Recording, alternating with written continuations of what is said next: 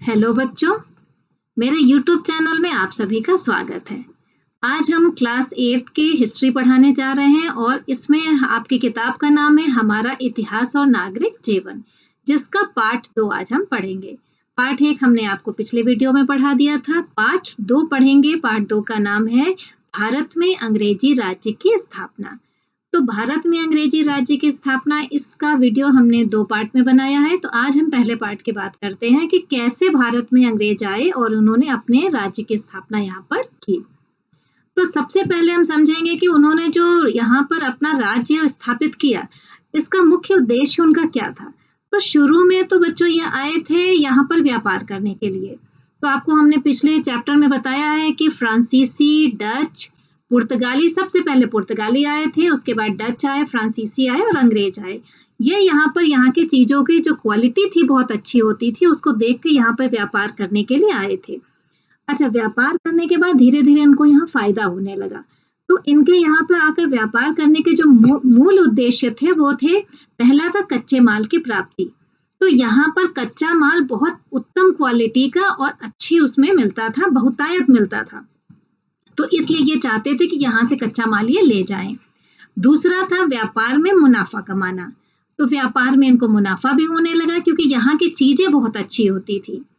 तीसरा था कि भारत के व्यापार पर अपना अधिकार करना, क्योंकि फ्रांसीसी भी यहाँ पर व्यापार करना चाहते थे, पुर्तगाली भी करना चाहते थे, डच भी आए थे, हॉलैंड निवासी। तो ये सब यहाँ पर व्यापार करना चाहते थे। तो इसलिए ये जो है कि चाहते थे ये जितने यूरोपीय देश हैं, ये चाहते थे कि यहाँ के व्यापार पर उनका अपना अधिकार हो जाए। और अधिकार करने के लिए इनको अपना जो है यहाँ पर आधिपत्य जमाने के लिए इसको ये अपना उपनिवेश राज्य बनाना था। तो इनके जो है 4 मुख्य उद्देश्य ये थे। जो चौथा था उपनिवेश राज्यों की स्थापना करना। अब बच्चों हम आपको ये बता दें कि उपनिवेश राज्य होते क्या है।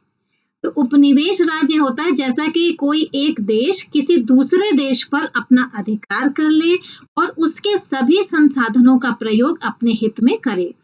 तो इस तरह जो दूसरा देश है जिस पर उसका अधिकार हुआ वो उपनिवेश राज्य हो जाता है, और जिस देश ने उस पर अपना अधिकार किया वो मुख्य राज्य होता है।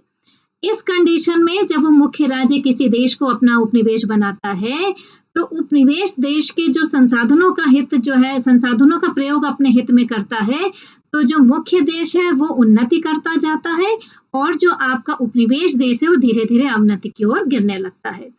तो इसमें क्या होता है कि अंग्रेजों ने भारत को अपना उपनिवेश राज्य बना लिया था। अब कैसे बनाए ये हम आपको बताते हैं।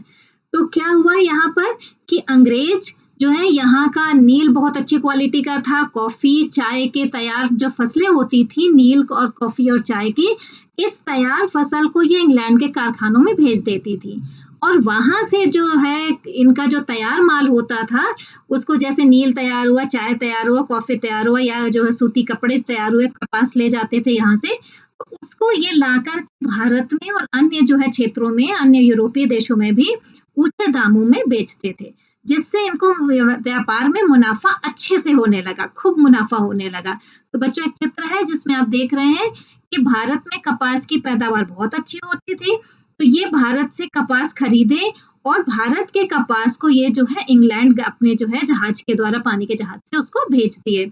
उसके बाद इंग्लैंड के कारखाने में वहां पर इस जो है कपास से अच्छी क्वालिटी का जो है कपड़ा तैयार हुआ। अच्छा, उसी समय बच्चों वहां पे औद्योगिक क्रांति आई थी।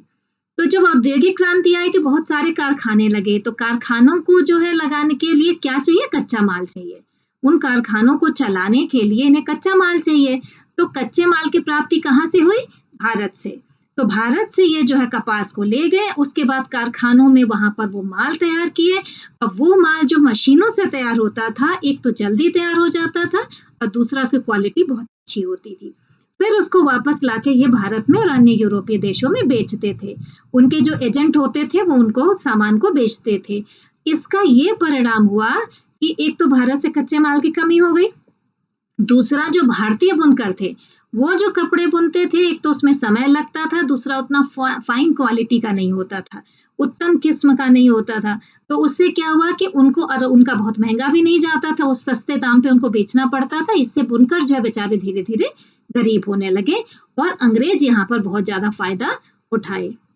अब क्या हुआ कि इस तरह से जो अंग्रेज और फ्रांसीसी ये ज्यादा ताकतवर थे।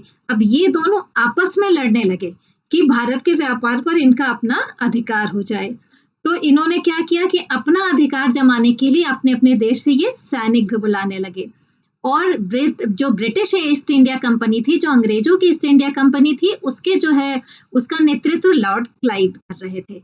लॉर्ड क्लाइव जो है ब्रिटिश ईस्ट इंडिया कंपनी का नेतृत्व कर रहे थे, और फ्रांसीसी जो फ्रेंच ईस्ट इंडिया कंपनी थी फ्रांसीसियों की, उसका नेतृत्व ये जो है जनरल डुप्ले कर रहे थे।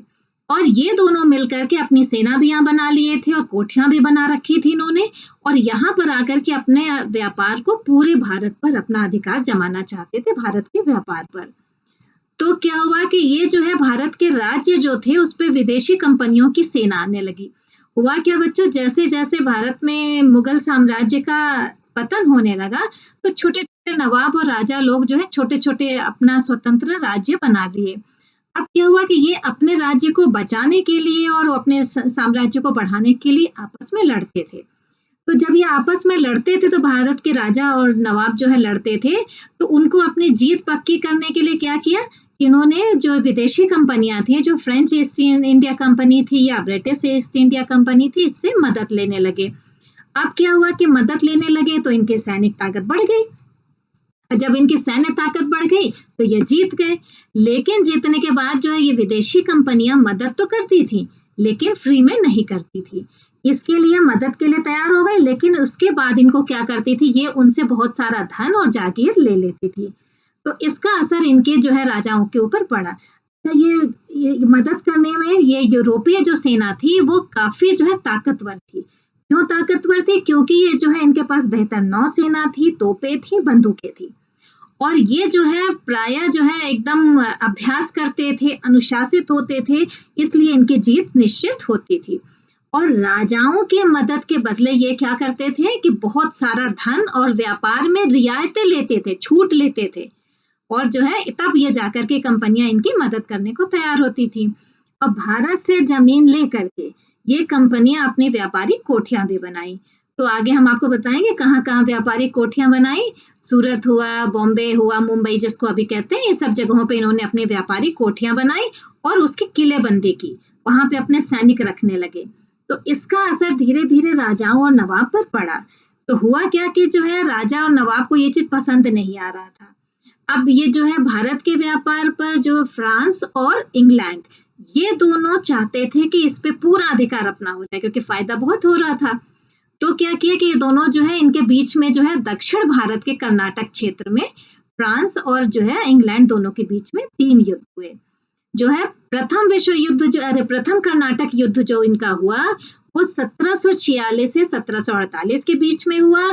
फिर कुछ समय बाद फिर इनका दूसरा कर्नाटक युद्ध हुआ 1749 से 1754 ईस्वी के बीच में। और इसके बाद जो तीसरा कर्नाटक युद्ध हुआ इनका 1756 से 1763 ईस्वी के बीच में। लेकिन जो ये युद्ध हुआ कर्नाटक का युद्ध फ्रेंच ईस्ट इंडिया कंपनी और ब्रिटिश ईस्ट इंडिया कंपनी के बीच में, ये एक तरह से जो है निर्णायक साबित हुआ। और सन 1700 जो है 60 के आसपास जो है वांडी वाश के युद्ध में फ्रांसीसी जो है अंग्रेजों से हार गए। अंग्रेजों से फ्रांसीसी हार गए तो धीरे धीरे जो है व्यापार पर किसका अधिकार हो गया? अंग्रेजों का। फ्रांसीसी सेना कमजोर पड़ गई और अंग्रेज जो है भारत के पूरे व्यापार पर अपना अधिकार जमा लिए।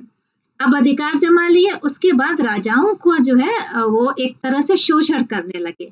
अब राजा और नवाब जो है पहले तो मदद लिए, बहुत फायदा हुआ, बहुत अच्छा लगा कि हाँ हम जो है अपने पड़ोसी राज्यों से जो लड़ाई करते थे, युद्ध जीत जाते थे इनकी मदद लेकर के।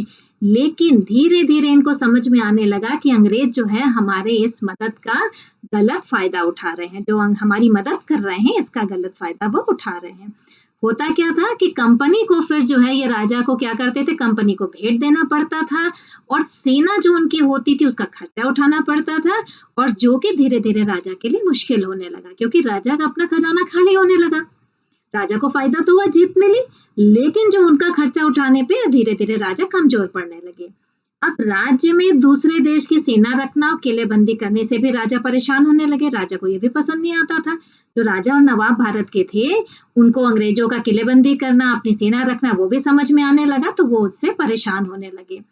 और इधर British east India company Bharat के राजाओं से के राज्य से पूरी तरह से फायदा उठाने में लगी रही कि इसको जो है किस तरह से हम इनको कमजोर कर दें। और हुआ भी यही कि धीरे धीरे ये जो है कमजोर करने लगे जो है भारतीय राजाओं और नवाबों को, और इस पे अपना पूरा अधिकार ये करने लगे।